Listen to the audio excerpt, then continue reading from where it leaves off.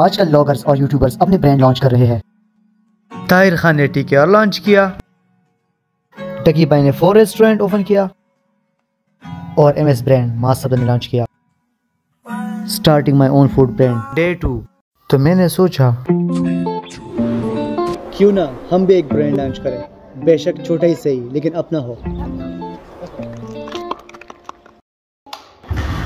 कल हमने काउंटर वगैरह का पूछा था और आज हमने जाना था ख्वाजा खिला दोबारा अपने बिजनेस के लिए सबसे जरूरी चीज बर्तन खरीदने। मैं और भाईजान ये प्यारे प्यारे नज़ारे और खूबसूरत मौसम एंजॉय करते हुए ख्वाजा खिला जा रहे थे और ये हम आगे ख्वाजा खिला चिनार बाबा और यहाँ से लेते हैं बर्तन वगैरह। मुझे खुशी और गम दोनों थे कि इतने सारे पैसे लगेंगे लेकिन मेरे अपने बिजनेस पर। फिर मैंने बर्तन वगैरह पसंद किए, हमारे प्यारे कस्टमर्स के लिए प्यारे प्यारे प्लेट्स, चटनी वगैरह के लिए बाल्टियाँ, चमचे। ये था पार्ट 1 जिसमें हमने बताया आपको हम क्या लेने जा रहे हैं, और आपने पार्ट 2 लाजमी देखना है जिसमें हम आपको बताएंगे हमने क्या क्या लिया और उस पर खर्चा कितना आया। अभी के लिए टाटा बाय बाय, अल्लाह हाफिज।